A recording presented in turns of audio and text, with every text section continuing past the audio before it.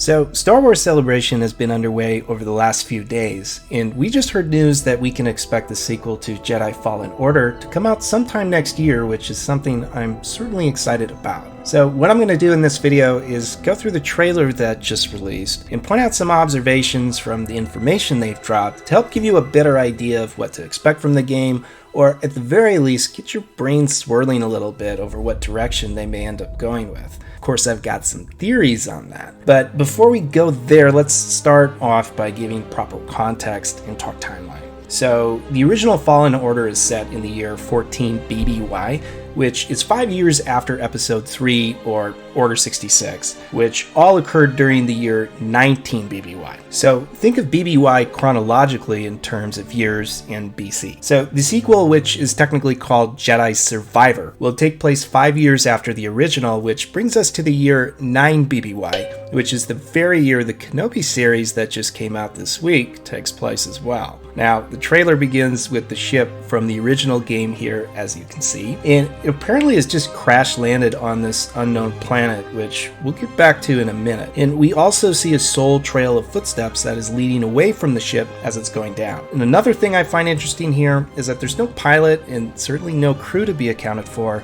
so perhaps Cal is here flying the ship himself, meaning the dream team he had aside by the end of Fallen Order, for whatever reason, is no longer around. Furthermore, if Cal is in the ship at the time it's crashing, then perhaps these aren't his footsteps at all, and maybe there's a specific individual he's tracking, which is interesting because next we come across a mysterious dark side user, and this is clearly not an Inquisitor, so meaning this character isn't directly tied to the Empire, so, well, a few thoughts come to mind. First, perhaps this could be Darth Maul, which is probably the most likely and easiest candidate if I had to guess. Well, just think about it. We know he was around at the time, and he's clearly not tied to the Empire. Furthermore, he's in a position of power as he's in control of the criminal syndicate Crimson Dawn during this time period, which may also make sense because whoever this person is, they seem to have resources as they've got a pretty nice ship here that seems to be equipped with sentry droids that deploy fancy fields. So yeah, Maul would certainly check all the boxes.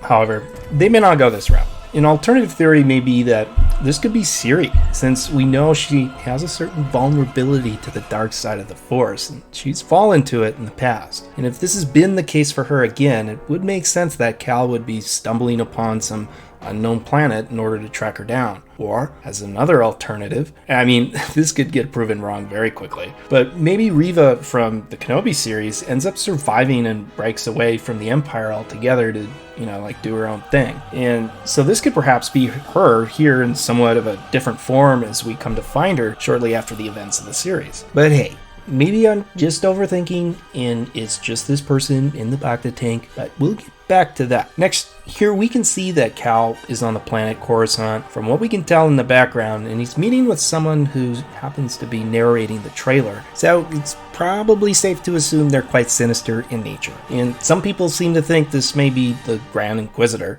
but if I had to guess, I'd say this individual could be, let's say, a member of the Crimson Dawn, which would certainly make sense, especially if Maul is part of the picture. Now, finally, let's get into what's going on with the Bacta tank here, and most importantly, who this individual might just be, which is certainly the fun part for me. But just keep in mind, this is all speculation. So if I had to guess, considering the title of the game, perhaps this could be a former Jedi who has previously been thought to be dead within canon up to this point at least. Alright, so let's say this is the case, then who would fit the bill here? Well, that would be no other than Kirak Infila.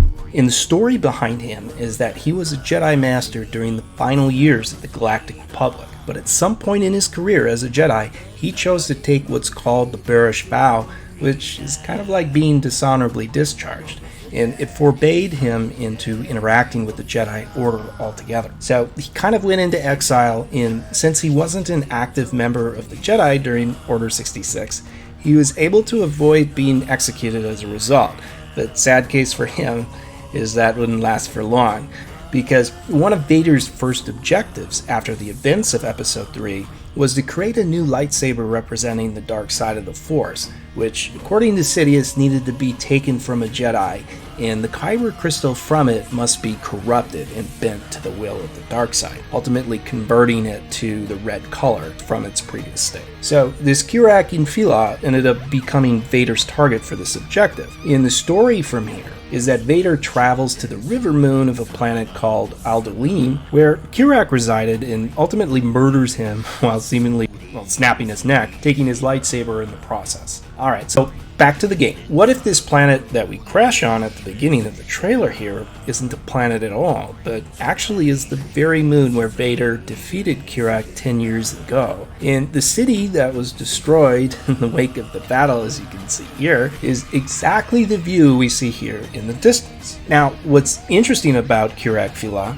is that he was actually quite powerful and initially defeated Vader during their first encounter, and it wasn't until Vader challenged him a second time and started tossing people around, like basically destroying everything in sight, that Vader was able to distract Kirak just enough to throw him off his guard and ultimately defeat him. So this could be kind of a cool angle they could take, but who knows? Either way, I'm just excited to see what they come up with, and if the game does come out on time, then 2023 should certainly shape out to be a pretty damn good year for games in general. But anywho, if you have any theories yourself, feel free to share your take down in the comments, and if you enjoy the content, please like the video and subscribe to the channel as well. This has been Mike, thanks for watching, and we'll see you in the next video. Peace.